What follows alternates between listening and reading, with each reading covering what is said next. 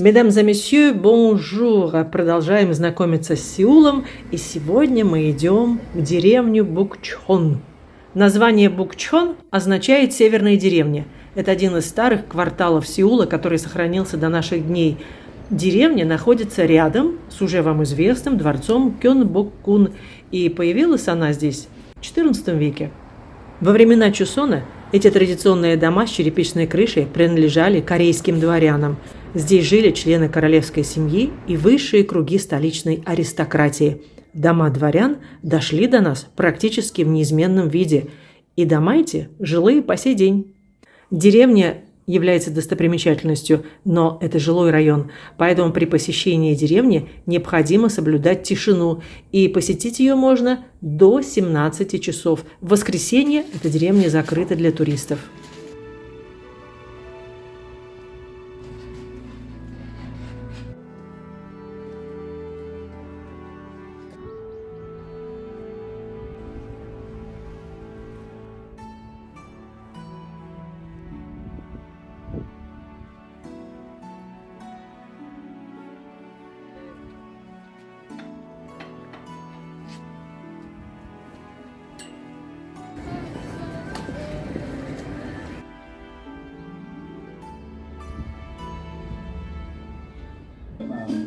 Who wouldn't love you, honey, and who wouldn't buy?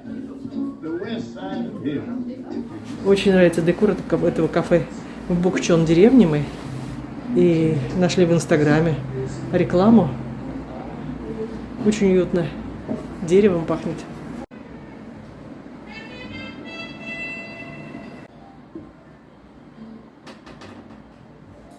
В кафе всегда есть вода. И, пожалуйста, не надо спрашивать официанта. Просто подходишь, наливаешь воду.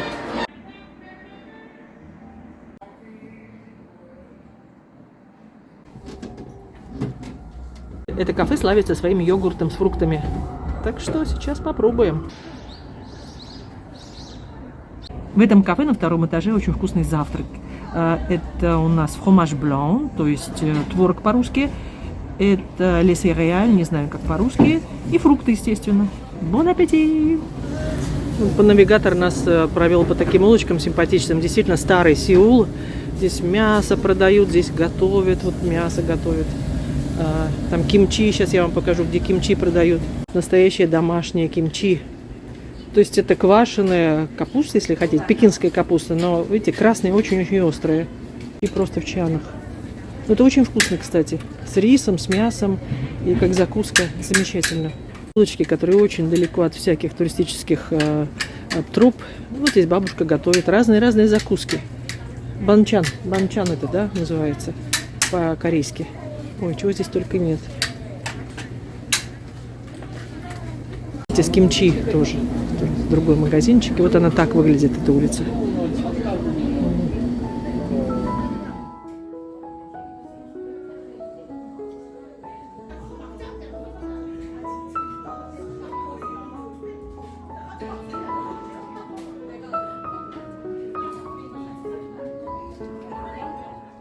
За королевским дворцом Кёнбокгун находится Голубой дом. Это была резиденция президента Республики Корея с 1948 по 2022 год. В 2022 году указом президента Голубой дом был впервые открыт для посещения, а сам президент работает теперь в другом здании. Вход на территорию этого здания и парка бесплатный, но нужно иметь при себе паспорт. Для тех, кто смотрит корейские сериалы, дорамы. Если вы смотрели, очень хороший был сериал «Бродяга», этот сериал снимали здесь. Главный герой, которого играл Ли Сунги, очень известный актер корейский, вот как раз съемки проходили именно здесь. Можно подняться вот по этой лестнице, но снимать там нельзя. Где можно снять? Вот здесь такие ковры замечательные, и люстры, посмотрите. Вот эти комнаты использовала первая леди для приема иностранных гостей. Здесь уже можно снимать. Традиционный корейский стиль. В корейской культуре существовало поверье, что дом с синей крышей символизирует богатство, процветание, мир, стабильность. Возможно, выбор синей черепичной крыши для Голубого дома символизирует процветание нации.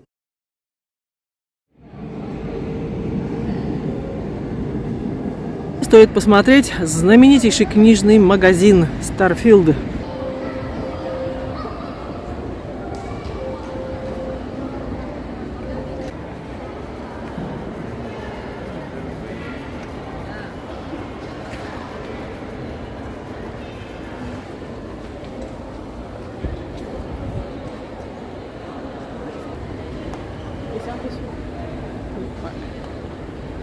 Je suis d'accord.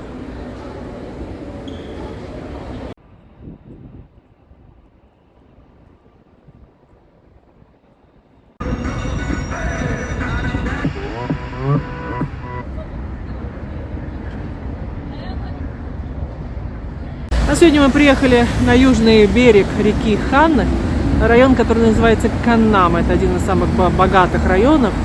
Особо меня не впечатлил, это современный совершенно квартал. Но здесь есть старинный буддийский храм. Туда мы зайдем чуть позднее, сначала выпьем кофе. Рядом с храмом есть вот такое кафе. Давайте попробуем, что здесь за кофе. И здесь сохранилась еще улочка со старыми домами. Даже не надо спрашивать. Вот есть Wi-Fi, пожалуйста, код. И вы подключаетесь бесплатно.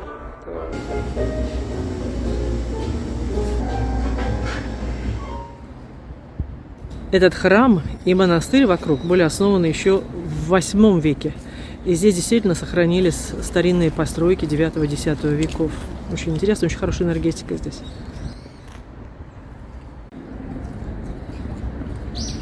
Так, загадываем желание.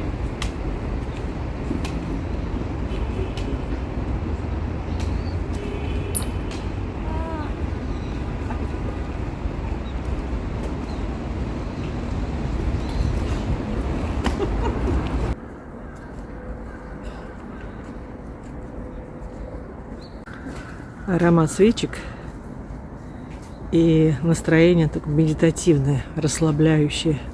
La détente complète.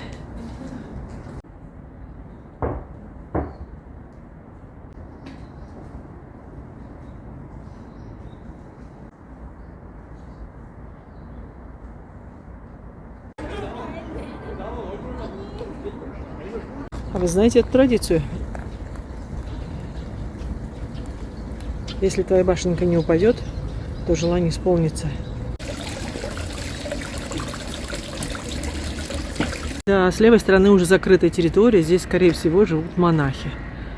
Очень хорошее место. В Каннаме среди небоскребов сохранился большой такой храмовый комплекс. Замечательно. Вот так продумано в Сеуле. Прежде чем взять велосипед, нужно помыть ручки. Гигиена прежде всего.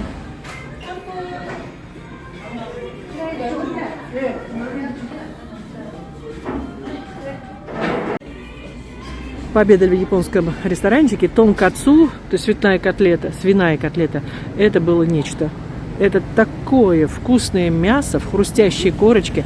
А вот здесь, видимо, можно изготовить самим духи. И мы сейчас зайдем в этот магазинчик. Можно сделать духи для себя, выбрать, или для дома. Очень интересные запахи, кстати, натуральные.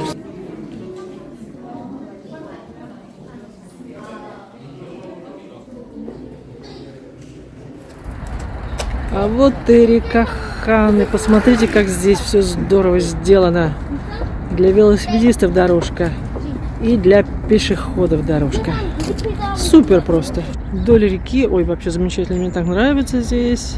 Безопасно для пешеходов, безопасно для велосипедистов.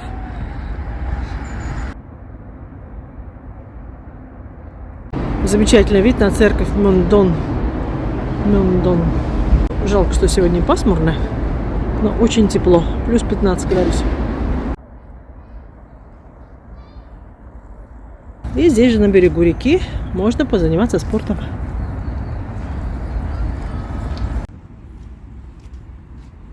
Ну, вот здесь прямо перед нами это есть апаты, так как корейцы называют вот эти квартиры. Вот здесь, в этом здании на реке, есть Starbucks с замечательным видом на Сеул.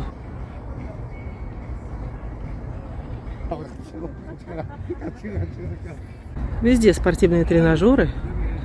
Такой замечательный район здесь. Вот эта трава огромная, так красиво. Смотрите, как красиво.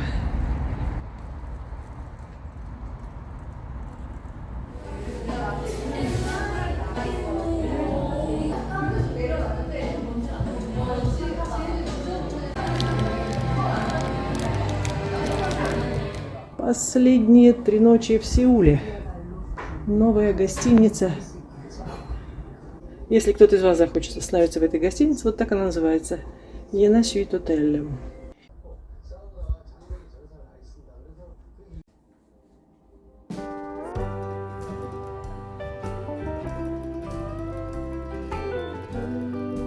Сегодня наш последний день в Сеуле, с утра идет дождь, но, к счастью, в этом городе очень много уютных и гостеприимных кафе.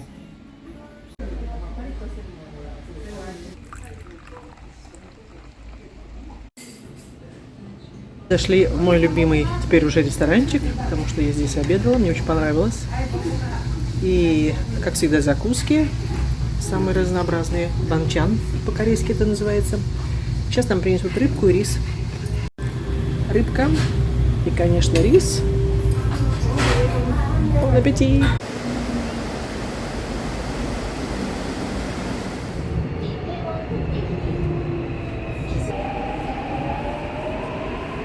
Сегодня в Сеуле идет дождь. И вот эта гениальная система и в магазинах, и в метро. Посмотрите, если сырой зонтик, вы его очищаете от воды и проходите дальше на станцию метро. Почему такого в Париже нет? И еще один известный район в Сеуле, Itaewon, находится в самом центре столицы. Среди иностранцев это очень популярное место, но я пришла сюда не случайно. Именно здесь снимали дораму, я думаю, что это одна из лучших дорам была 2020 года. Дорама называлась Itaewon Class. И мне захотелось посмотреть атмосферу района, где снимали эту знаменитую дораму. На многих улицах Сеула не только красный светофор, но еще световая полоса для тех, кто постоянно смотрит на экран телефона. Можно идти. Но то, что удивляет здесь вот в Азии, и в Сеуле, и в Японии, когда я была, вот эти провода электрические, везде электрические провода. Во Франции эти провода везде спрятаны под землей, их нигде нет, их не увидишь. Поэтому это странно немного, каждый раз это бросается в глаза.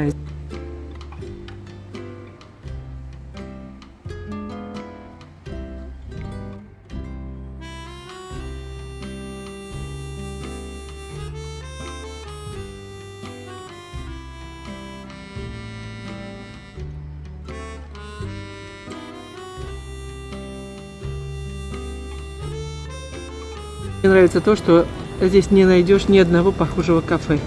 Каждое кафе имеет какой-то свой декор, свою изюминку.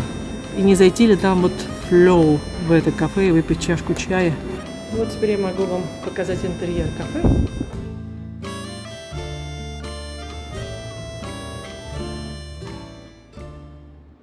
С видом на дождливый Itaewon район. Каждая деталь продумана в кафе.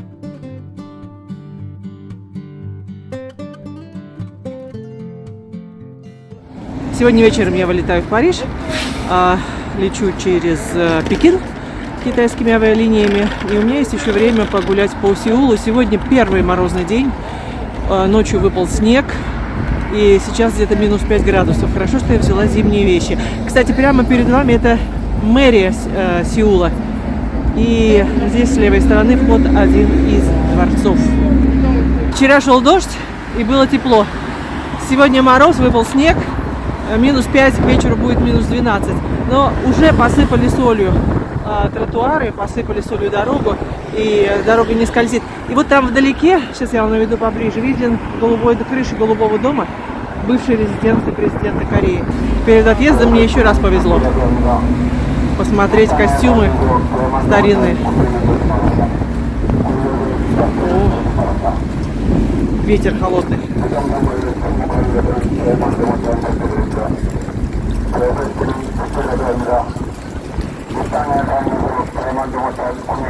Видимо, готовят какую-то демонстрацию. Интересно, как здесь проходят эти манифестации. Интересно сравнить с Парижем. Вечером у меня самолет, но у меня еще целое утро в Сеуле. Я влюбилась в этот город. Я просто влюбилась в этот город. Я обязательно вернусь сюда еще раз. Жду, когда будет готов мой капучино. Капучино необыкновенно вкусный. И тирамису. Вечером я возвращаюсь в Париж. Каковы мои впечатления о стране?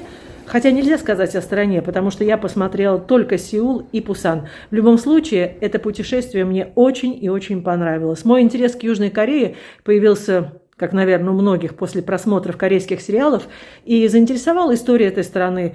Страна, которая еще 30 лет тому назад была одной из самых бедных стран мира, а теперь это страна с развитыми технологиями и по уровню жизни не уступает странам Запада. И еще мне было интересно наблюдать сочетание древних традиций и современных инноваций, традиционных рынков и современных торговых центров, исторических дворцов и ультрасовременных небоскребов.